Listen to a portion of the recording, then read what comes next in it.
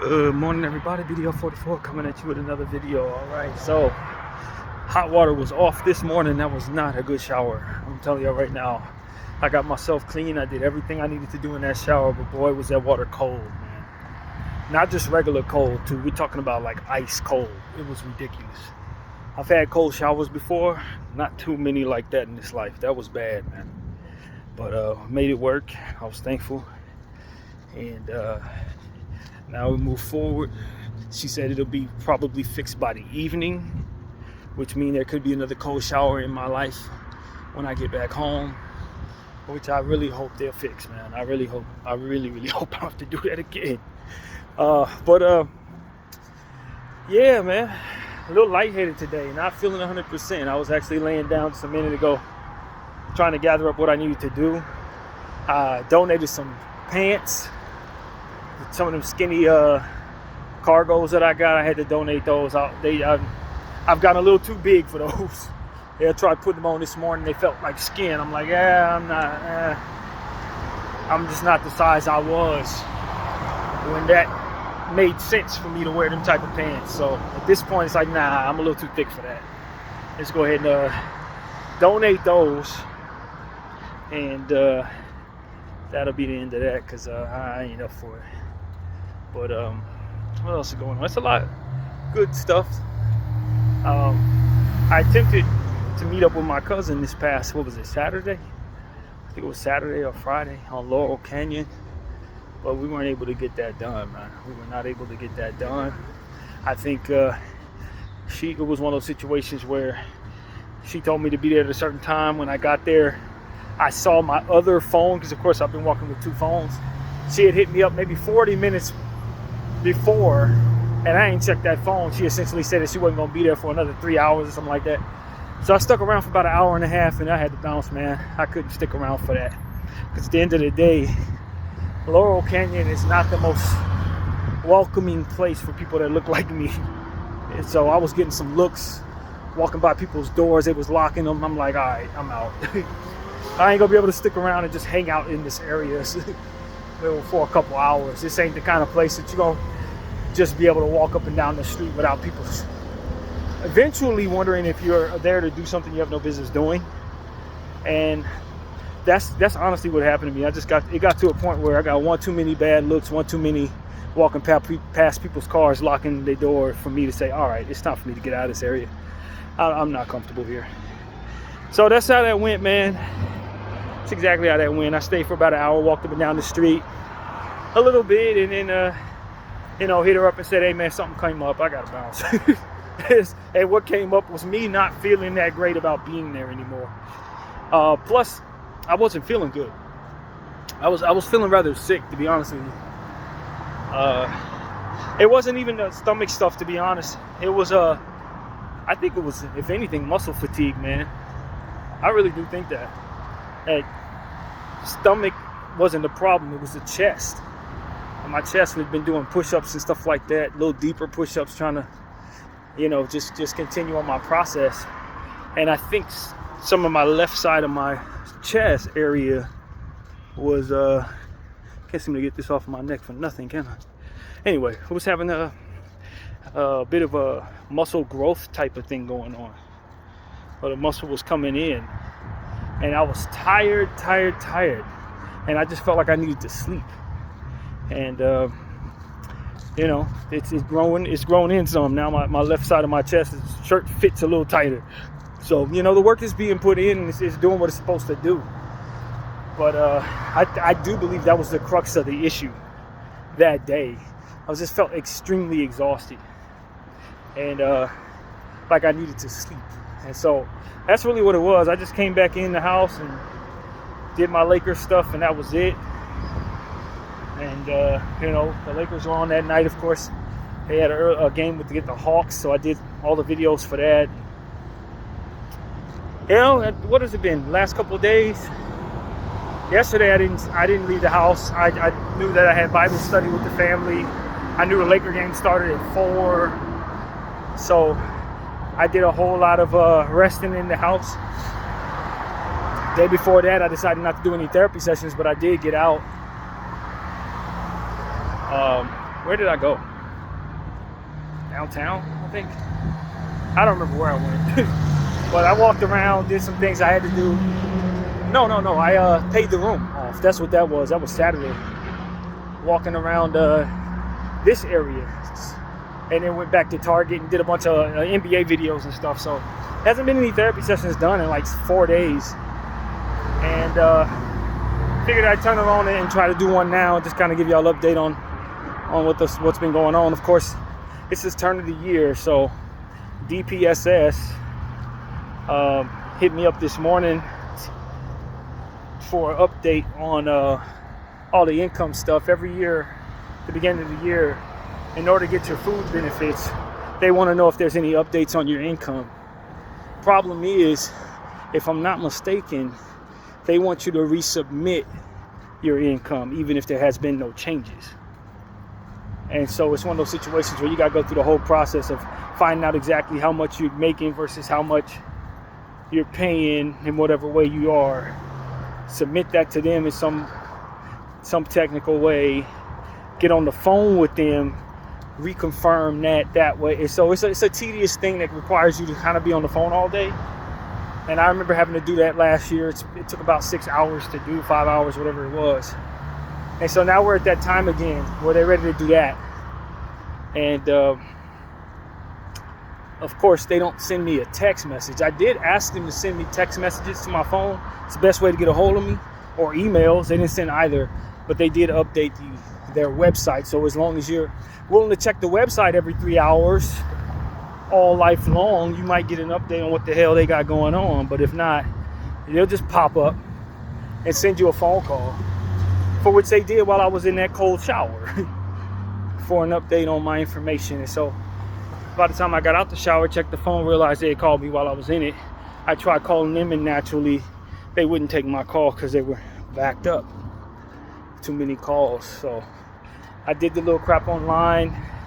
I didn't submit no income information because the way it was set up on that thing, it said if there's any updates, any changes, let us know what the changes are. Otherwise, that's it. So I hope that should suffice. But if I remember correctly, that's the same problem they gave us last year. And they were talking about all your income wasn't submitted.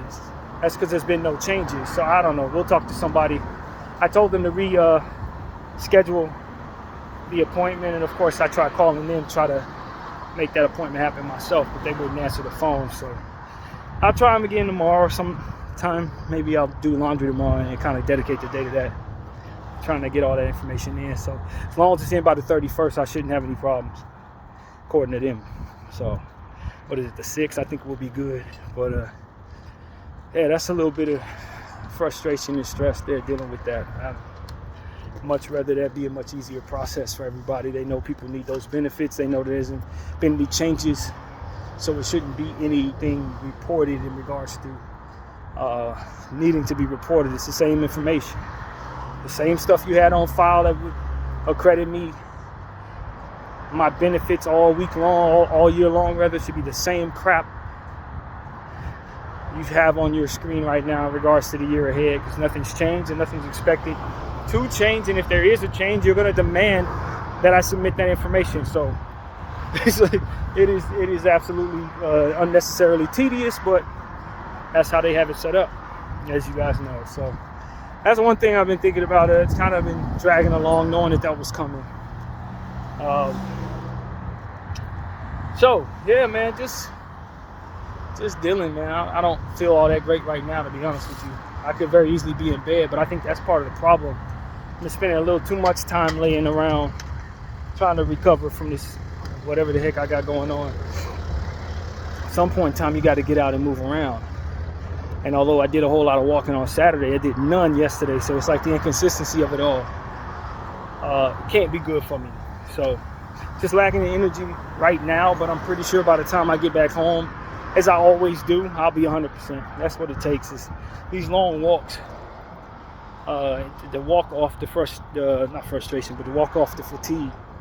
And by the time I'm back home, I'm 100%, ready to do my 100 squat regimen and all of that stuff. So, that's really what it is. I talked to the lady at the front desk and asked her to let me know when they were going to be turning back on the water. She said she called somebody, and she's sorry for the inconvenience. And that's just what it is, man. It's a very cold shower that I took, and so I'm like, man, I need y'all to fix that. Like, this ain't minor, man. People need to be clean, and the type of cold water that was coming out of that damn thing, that wasn't even halfway reasonable at all. So yeah, that's just what it is, man. I'm rather frustrated with a couple of things going on, but I'm gonna go do my thing as far as grocery shopping today, grab some fruit, stuff like that, and hopefully when I get back here, by the time I'm done with my squats regimen, which I likely will want to do, they had the hot water turned back on. That's my hope, man. That's my hope. So yeah, man, I hope everybody's having a great day. Been doing a lot of meditating while laying around. I haven't just been laying around. I've been getting closer to God, man. Doing my meditation 10 times more than any point in time last year. Just been really, really digging into it. Every time I wake up out of my sleep, at night, I find myself waking up in the morning, meditating, praying, and just letting God kind of orchestrate the start of this year for me. Just wanted to be especially close for some reason. I can't even tell you why, to be honest with you. I don't know. Nothing particular is going on that would otherwise make that so. I just feel like it's time for that for me. And I go through that in different points in my life where I just want to meditate a lot and kind of just do my own thing in that regard. And this is just one of those times, man. But what's been coming to me is just to pray for certain people, and kind of had these ideas in my head that I need to maintain my focus on various different things that he put in my heart. Obviously the conversations we're having on this channel, that's really part of it as well. Just wanting him to give me the right conversation, keep my mind locked into to using my voice for reasons that he wants me to, and not getting complacent or staying complacent if I become that. And I appreciate what he's done for me. I appreciate the whole movement toward meditation. Just welcoming good things into my life, if at all possible. And just asking God for guidance, complete guidance, specifics. Give me ideas, whatever he wants me to do. Straighten some things out, man.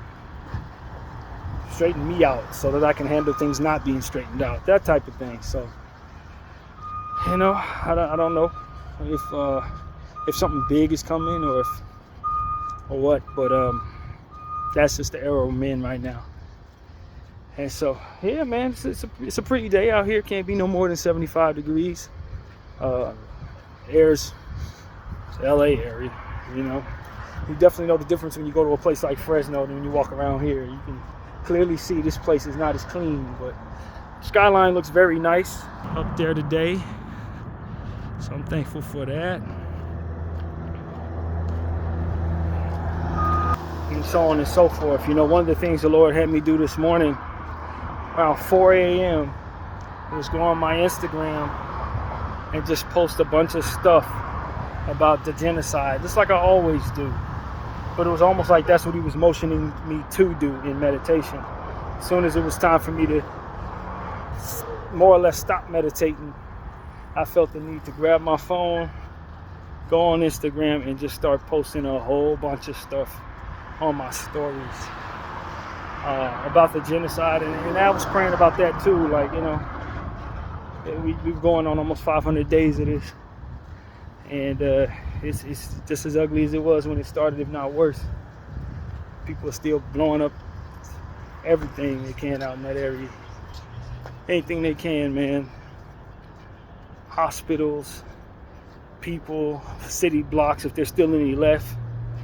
Just continuing to terrorize children, screaming, talking about what they've seen in some of the stuff that I was looking at posts. It's a mess, man. It's an absolute mess. It continues to be a mess. And the people who are doing it are continuing to be in control of a lot. Still trying to push the narrative that they're right for what they're doing. I was reading the Bible this morning, and we're on a part in the Bible where Jesus is reminding the people he's talking to about all the commandments.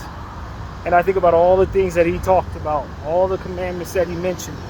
And I realize Israel's breaking every last one of them. Every last one of them, specifically. And that's the part that really tripped me out. I'm like, they really are at war with God. They really are at war with God. Whether they know it or not, whether they see it that way, every single thing that he mentioned that we should not do were things that they're doing in this genocide.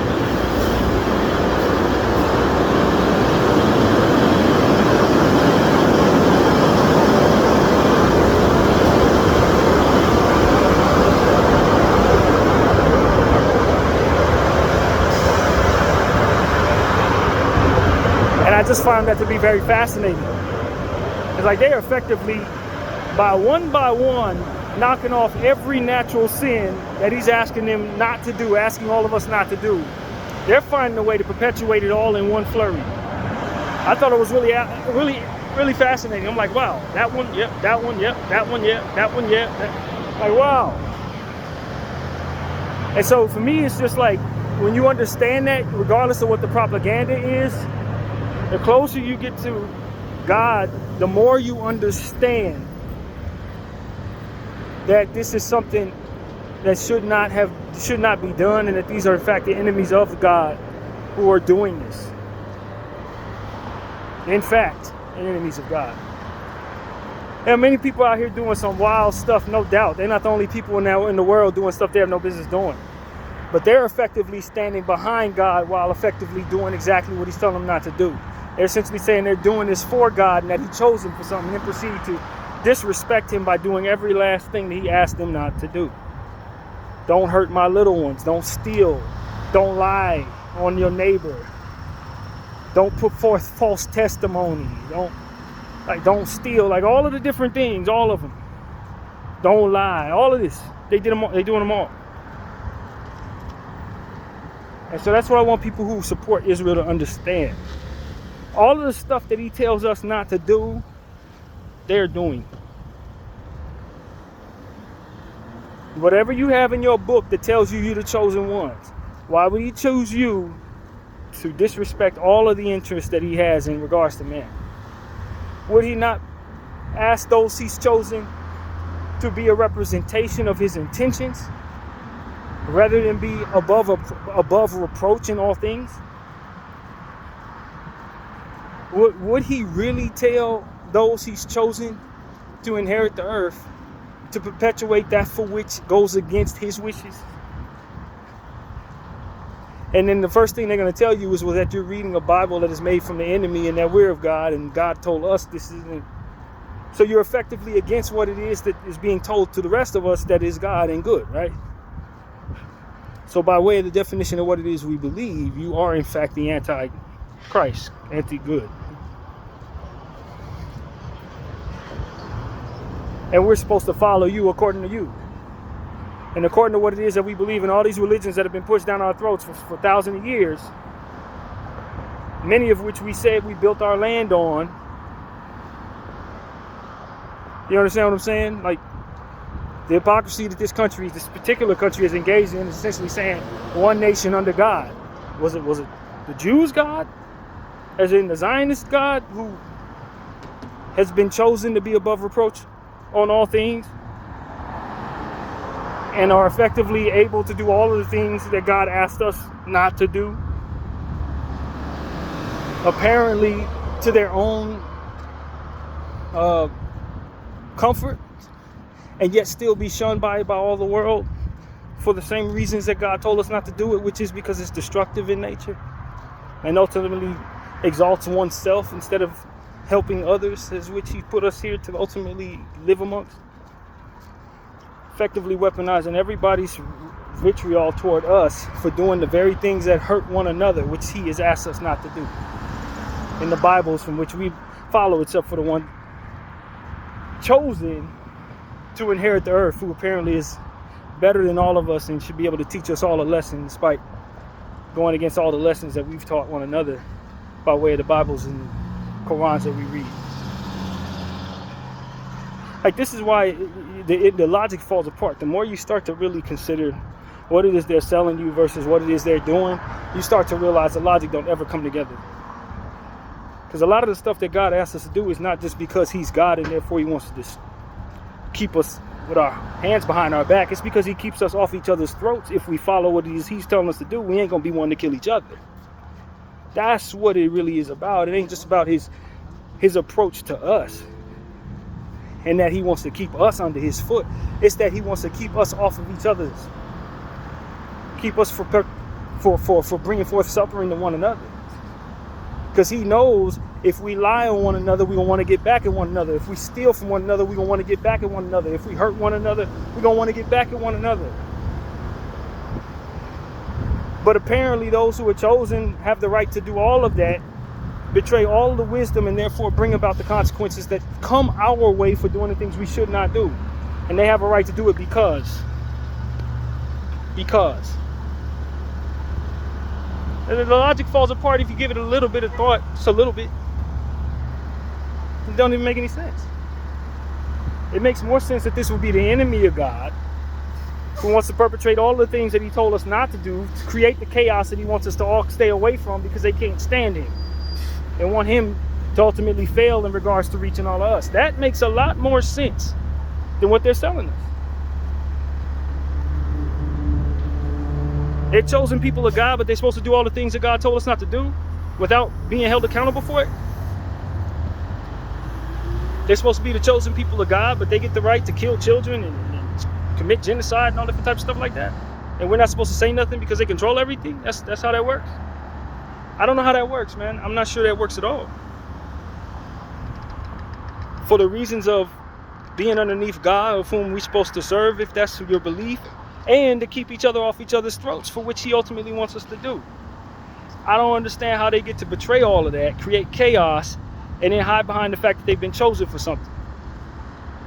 And then when you dig deep into what it is that they believe in, you start to find out that what was sparking that for which they do was created by somebody who didn't believe in God at all. So which is it? Did God give you the earth? Or are you following someone who didn't believe in God into a space from which you exalt yourself and your people to do evil? Which is it? Are you an enemy of a God you don't believe in? Or are you serving a God you don't believe in a way that he doesn't respect nor ask anyone to serve? Which is it? Because at this point, none of this stuff that you're doing makes any sense. And that doesn't make any sense. It makes it very difficult to follow. And they provide no logic in regards to their actions. Just the retort that they're chosen. So therefore they should be allowed to do it. And that they're victims, even though they're perpetrating the energy that otherwise is aggressive toward many, if not all, of whom they're pointed against. And stealing land from them, and lying on them, and saying that there are no innocent people in the lands from which they live, even though it's nothing but children that they're killing. And they give themselves passes for killing those children because they say that those children are going to grow up to be terrorists, as they in fact terrorize them. And we're supposed to be fine with that because they claim to be chosen. And that they were chosen means that they were allowed to do things that terrorize children. Like, I'm trying to speak this way so that you understand what it is they're perpetrating as people support them for reasons that really don't have a whole lot of thought attached to it. If you like chaos and you want to see people hurt, just say that. Don't tell me that you are aligning with God. Because the moment you apply any understanding of what God is in any of the major religions or understandings, you start to find the understanding that these people are actually against that energy. They're in fact trying to be God. They in fact want to wage war against the wishes of God amongst all his people. They in fact want to destroy innocence and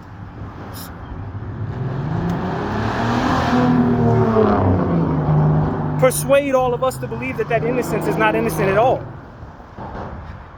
Smearing the image of God. That's what they're doing.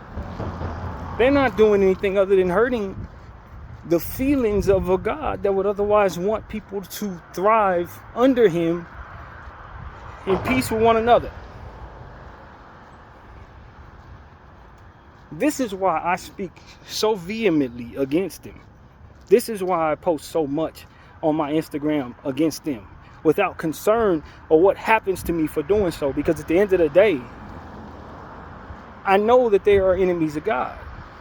And in being enemies of God, they have infiltrated themselves into spaces that confuse the image of God, the intentions of God. And furthermore, inflate the idea of harsh consequences coming from them upon all of us, making us effectively ignore the consequences that otherwise come from betraying God. And see, when you adhere to the understanding of what a God would actually want of you, and that he knows what you are doing and what inspires what you're doing, even if you convince the rest of the world otherwise, he knows what's in your heart. Then you understand that you can look past the intentions of his enemy, for which he teaches us so many different ways that we're supposed to do anyway. Within ourselves, the demons within ourselves and outside of our bodies around us, you're supposed to ignore those demons, turn to him, and follow directions in regards to what his wishes are. So if he's telling us not to kill, not to steal, not to smear the image of our enemy, of the people around us, and lie upon them on their character, not to covet thy neighbor's wife, not to engage in certain types of folly, not to harm his little ones, not to steal each other's land and stuff, all these different things that they're engaging in. If he's telling us not to do those things, and then I look at the people that are allegedly chosen by him, whose story doesn't even come together, go against all the things that he told me not to do. Now I'm supposed to adhere to the power of them who were being unwise in regards to not following what it is he's telling us to do? Or dare I say, waging war against him while saying that they actually of him? I'm supposed to follow him, according to you. Like, now, man, this is when you lean on your understanding. That's when you lean into your understanding. Your understanding tells you you are of God, so that you can ignore his enemies because you are too at war with his enemies. And that you don't move in the direction that his enemies want you to go, because ultimately you're going against him when you do so. I'm not looking for the world to tell me who his enemies are, because the world is of the enemy. As proven in the indifference it shows toward genocide. I'm not interested in the world. I'm going to leave this place one way or another, just like the rest of us. I'm not interested in what happens here. I ain't got to be here forever. I got to do what he wants me to do until it's time to leave, and that's it.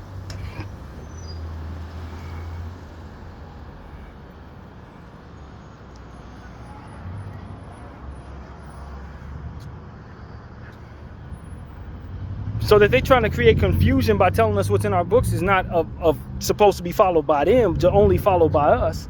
But then we're supposed to adhere to them, even if it means going against what it is in them books that the Lord tells us not to do. It's like that type of confusion. That's devilish confusion. Y'all ever heard the phrase devilish confusion? That's exactly what it is. To create so much chaos and lack of understanding and misdirection based on the actions of those given the example who claim to be those who are chosen by God. God is very simple. Do what I say, you'll find salvation. Follow what it is that I tell you to do, you'll be good. When people, the chosen ones, are pointing in a million different directions, lying, half their stories don't even add up, and they don't even care, and that's because it's about confusion. Nothing's supposed to add up. Add up takes away that confusion. Provide some certainty. They're not trying to live in a space of certainty. They're trying to create a space of chaos. So they're going to tell you that the terrorists are the babies that they're killing, and then proceed to tell you that you should be indifferent about those babies, and then sell you some coffee and sell you a burger or something. You know what I mean? Like, that's confusion. You're going to look around and say, I don't believe in nothing because none of this makes any sense. That's the point. To spiral you into a space of devilishness so that you won't follow any sort of God. Not the God they lie about serving, and certainly not the living God that otherwise wants you to be all right. They want you to be lost. So they point in a million different directions. They do a bunch of stuff that otherwise is supposed to demoralize the spirit. That's what they do. Most of the stuff that they're doing in Gaza, they know we're watching. And so, what do we see? Them telling people there's going to be food over here and then bombing the place that they go to where the food's at. I heard of them doing something weird. Like there was a situation where they had made, I think it was chicken, an explosive amount of money, like to get it. Like they made the price so impossible that people get it. And then they, in that same flurry, after a year of this crap, delivered chicken in the form of humanitarian aid to those same people who have had those prices be too much, only for that chicken to be poisoned. Poison. They poisoned the chicken that those people could never afford, finally could be able to get for free. They poisoned it so that they couldn't eat. Like, this is the stuff they're doing. They're not just engaging in genocide. They are messing with people's skulls as they watch this. Make you feel like there's no hope. Make you feel like the world is so horrible like they are. Make it so that you don't trust people around you because of the actions that they're engaging in. This is what they want. It's confusion. Hopelessness and confusion. That's exactly what they're trying to perpetrate through the example of their actions. To demoralize and bring forth no hope.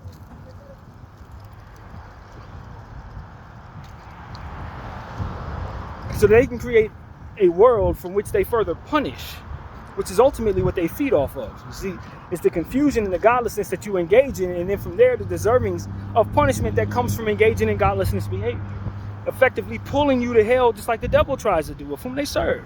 He wants to drag everybody to hell with him because he's damned, right? It's the same thing Israel's doing. They effectively march on the same beat as their father. And when you look at the parallels between their behavior and that of the enemy, then you understand why it's okay to speak against them, regardless of what they try to control to keep you from doing so.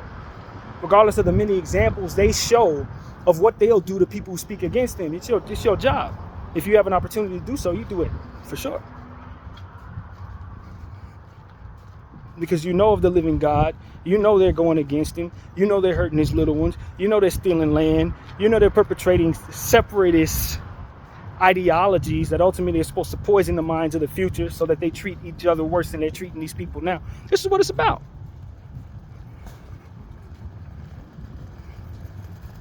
A hopelessness that comes from seeing things that you can't stop and watching people continue to engage in energies that are just cruel in nature. That's what it's about. It's not just about destroying the Palestinian people. It's about demoralizing the world around them as they watch it.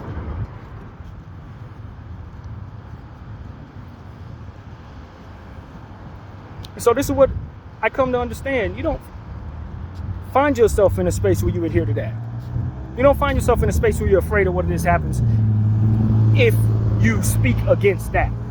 It's your duty to look past them toward the God that you know of and serve and knows that wants the best for you and all people, and go forward in fighting with his enemy as he would intend for a soldier to do.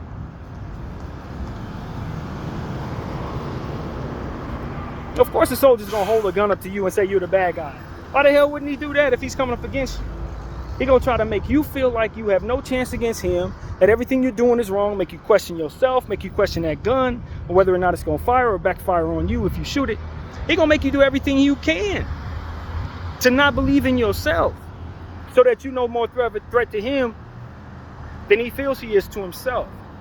Meanwhile, the irony of that is he's every bit a threat to himself. What he's doing, if you effectively know who you are and who it is you serve, will have no positive result on him. It won't work. And though the subjects who engage in that behavior are none the wiser, the enemy that powers them to do so is laughing because they're losing with him. Laughing because he knows that there are enough of us who know the truth about what it is that they're doing, that they can't really stop God, that they can't really destroy the entire Palestinian people, that they can't really effectively get away with this without having more pain come upon them in the long term. They know, just like those of us who know God know, that they don't know God, despite saying that they're chosen by him. They don't know him. If they knew him, they wouldn't try him like that. If they knew him, they feel they wouldn't try to compete with him like that. Those who not know God don't try to be God. They know they can't handle what's in God's shoes. You don't want to be God. It ain't easy being God. You don't want to be that. That's one of the biggest mistakes that man makes, thinking he can wear the shoes of God and that he's going to be pleased wearing them shoes. You ain't going to be pleased wearing them shoes. It's a lonely life. Most of the people you created to do good are doing bad, coerced by other people to doing bad, by people who are not even in the earth anymore. Ideologies meant to betray people and pin them against one another, living on past the times of the people who perpetrated them being burning. Couldn't save them, can't save these people. Ain't gonna be able to save the people of tomorrow, it seems, unless you come back and do what it is you said you're gonna do, which is turn the earth into heaven somehow and destroy the devil himself, of whom is your son. You love all your kids, including the bad ones, and yet it's gonna take you breaking your heart in order to save the rest of them by destroying him. It's the whole point. The enemy wants to break the Lord's heart. He knows that the Lord loves him. And he does not love himself, nor the Lord. He will engage in every backwards behavior to try to coerce as many people into that same hopeless, ego-driven, and ultimately terrified space that he dwells in at all times.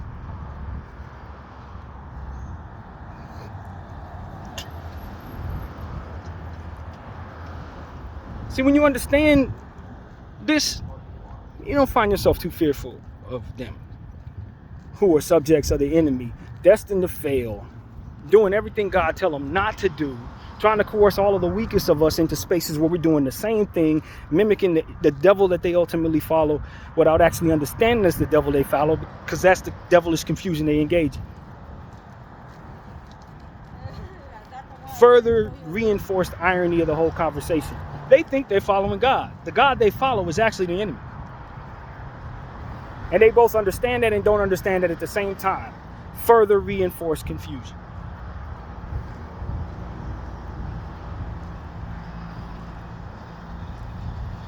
If it was meant for them to do all of this, they wouldn't be held accountable for it by so many people who are watching them do it. And if they were meant to defend themselves against being seen doing it, they wouldn't do it in a time where it's being recorded on camera. Lying to themselves, saying that they're effectively trying to stifle the reputation that they've created by doing this, by killing all the people in the press vest. You didn't do anything to stop people from seeing this. Your actions in trying to silence those who are telling the truth are futile. You lied on and you told on yourself. You did this in a time where everybody was holding the camera. What the hell do you think was going to happen? And you think killing a bunch of press vest people is going to keep people from knowing what the hell you did? There's footage of it. We saw it. 460 days of this. We've been watching the whole time.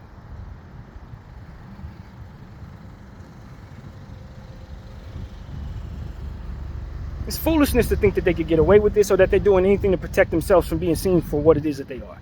It's foolishness. Devilish confusion will allow them to think they're covering their backside with their behinds firm to the sky. Bare to the sky, friends. $150 million worth of propaganda ain't going to save them from that. Buying politicians that nobody believes in the first damn place ain't going to save them from that. Buying Arab leaders around the surrounding areas ain't going to save them from that. You don't trust none of them people any damn way. Buying corrupt celebrities that are ultimately there to feed us propaganda and poison that brings us closer to the devil. As if that's the very essence of them doing this behind those people doesn't expose them for the poison pushers to our brains that they are. All you're doing is further exposing what's really going on there. We wouldn't even see it that way if you wasn't standing behind them committing a damn genocide. You are effectively doing more to expose the devil's intentions than you are in engaging in effectively following what it is he wants you to do.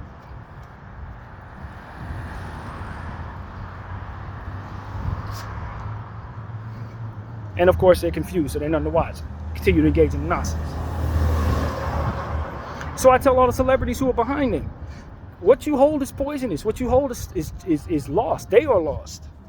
The chosen ones, the very essence of what it is they're doing is broken. The confusion that they engage in. It's why they perpetrate the confusion that they're trying to push onto the people. because they want us to be as confused as they are. They're confused. They're chosen by God, but they don't believe in him. We're like, what does that even mean?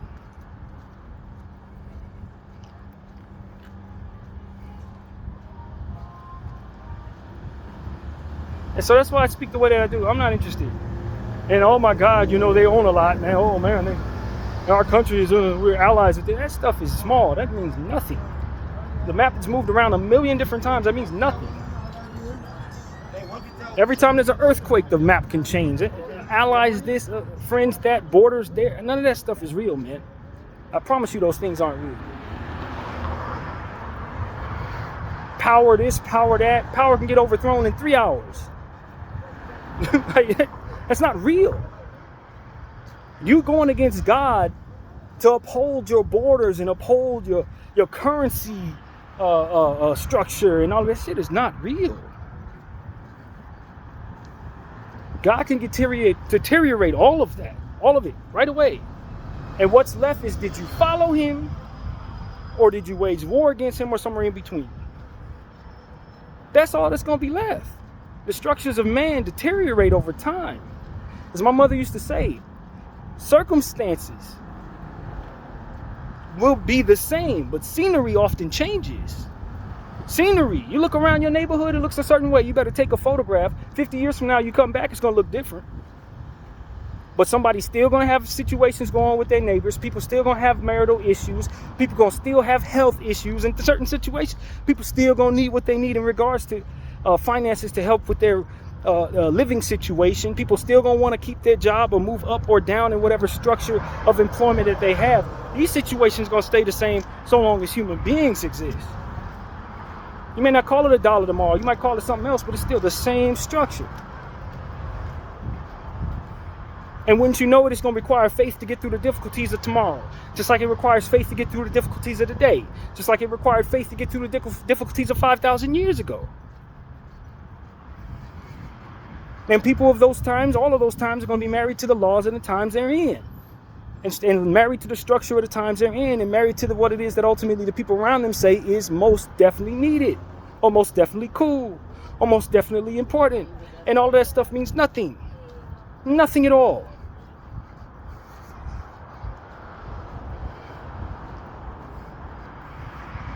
But that in the name of those things, you allow people to harm children. You inspired and funded those who warred against God and harming people who didn't do anything to them. These are things that are going to remain. These are sins that are going to remain. That you were trying to hold up your structure. That you were trying to adhere to who it is you believed was in power. That you were trying to adhere to whatever it is that ultimately people thought was cool is ultimately irrelevant.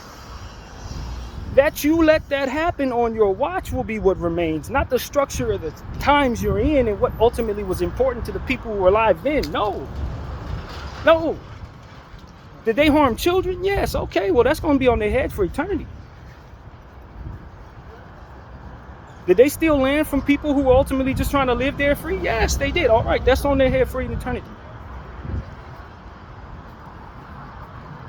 That's not something that they're going to be able to wipe away just because they made a lot of money and got a lot of people concerned about what is going to happen if they speak up on it. All that other stuff people worried about today don't mean much of nothing, y'all. I promise. It means nothing. That's why I don't mind speaking up on them. I know exactly what it is that my God put me here to do. It's tell the truth while everybody else is afraid to. Because they're adhering to structures that are not meant to stand, but that are the sins that are engaged in against those individuals' will. You did what to those people? In the name of what? And you allowed for what? For real? Yeah. That's how that actually goes. Not all this other stuff that we trying to keep up upholding, like, oh man, the president is along with it, and these are the people that we allowed to buy our government, and they lobby into our funds, so we couldn't do nothing about it because they hold the structure of so much around us, and all this godlessness, all of this faithlessness, all this concern about what happens if what the devil holds gets destroyed, as if what he's doing isn't meant to be destroyed in the first damn place. It's like, yo, if y'all have any spiritual intelligence at all, you will put an end to this, America. if you are not completely spiritually inept, you will know the first thing about what you need to do next. And I'm telling you, I'm not following you. As a person who was born in this place, who's benefited greatly from this place, I'm not following you. You're not wise to me. I'm watching all of y'all go off a cliff like a lemon. Together. And I'm not suffering that fate with you. That's what it really comes down. I'm not suffering that fate with you. You want to follow these little hats into spaces of being at war with God for long past their lives exist? And he keeps on reincarnating them into roaches that get smashed underneath the feet of people who look like me? That's your business. You can follow them all the way to that fate. I, for one, have no interest in that. I got people in heaven I'm trying to see. You understand what I'm saying? I got a mom there. I got a dad there. I got grandparents there. I got friends there. I'm trying to get there. I'm not trying to have Israel take me to hell with their bullshit. I'm sorry. They're not dragging me there. Not by way of what it is they control, not by way of the comfort of what it is I'm engaging in, not by the way of all these confused people they have thinking that they the chosen ones, not by way of the religions that ultimately tells you that they are the people to follow, or whatever the hell y'all got going on, these people killing children. I'm not following them. I'm not going to throw my soul away because the rest of the world around me doesn't know any better. I'm not. I'm going to teach. I know better. I know God. You can't sell me bullcrap.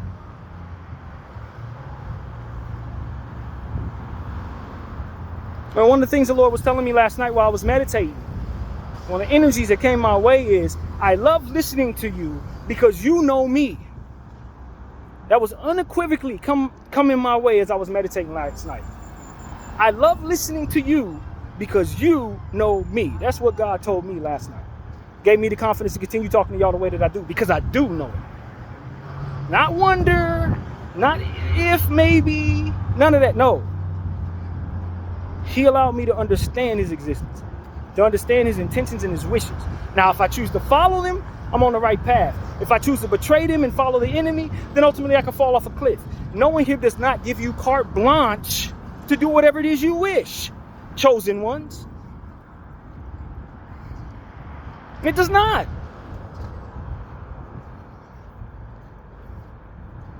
Just because you believe that you're chosen does not mean you can do everything he told all of us not to do. You're supposed to be a shining example of what it is we are supposed to do to lead us toward him, not lead yourselves toward the comfort of a Jewish state.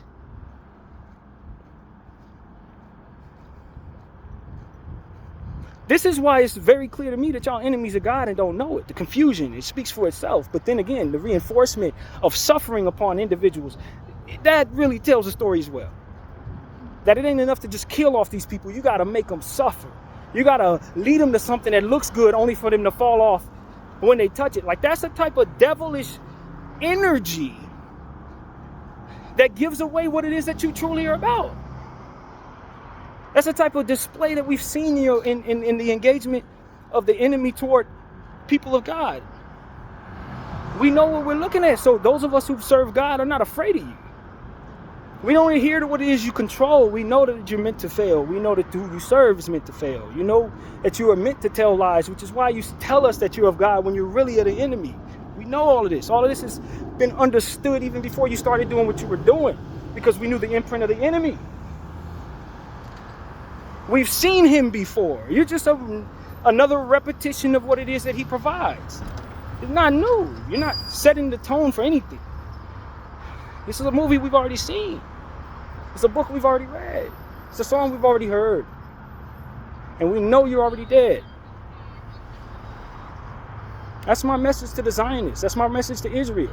If you're a good person, and who am I to define what good means? But if you're a good person who doesn't want to see suffering in the surrounding areas, then God has a plan for you. He has a plan for you. If you're going against the law and not serving in their army of child murderers, God has a plan for you. You may lose this, you may lose that, you may not be here, but he has a plan for you. You don't have to adhere to the ways of the world, doing things that you know does not go right with your spirit, just because there's a world around you telling you you need to adhere to it. That is not at all real. Everyone around you is trying to search for something. They're trying to figure something out they don't know. They're teaching, but they're not certain. If they were certain, then there would be no concerns about whether or not they should do things that ultimately they should not do, like lead you down that path. For everything that comes with it is bad. So why would you follow them if you understand God? Why would they lead you there if they understood God? Nobody knows nothing. Just the ones he's spoken to tell you that nobody knows nothing, like myself. While those who are telling you, hey, we chosen, we can do whatever we want, the ones he's told us he exists he's also told us that we could be held accountable for everything we do that we should not do. Being a bad example to other people, I will fall for that. I will burn hot hell for that. He did not tell me in any way, shape, or form that I'm exempt from anything that otherwise comes to me if I do anything that he told me not to do. I'm not special in that way. And anybody that's truly of God gonna let you know that. There's many people running around being false prophets, so to speak. And a lot of them wearing little hats telling you that it's okay to kill people in the Middle East so that you can have your own land. I promise you. They don't know him. If anything, they're enemies of him.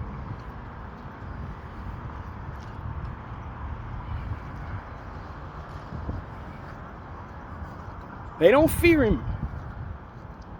It's one of the biggest mistakes that they're making, is not fearing him. It's okay to not know him, but to not fear him, to not understand he created all and can destroy all, and then have you relive sufferings from which you ultimately have already gone through. And when you start understanding that, he could put you in a loop of your own worst terror. You don't put yourself in a position to go against something like that. You don't believe that you were wise enough to behold the power of something like that. No, thank you, brother. Appreciate you. You won't even tell yourself that, yo, I know what I'm going up against when I'm waging war against this thing. You won't even tell yourself that. If you truly know him, you ain't going to play with him like that. And that's the problem. The one thing about the devil is he don't know God. He think he know God. He don't know him. If he knew him, he wouldn't try him like that. That's what it really comes down to.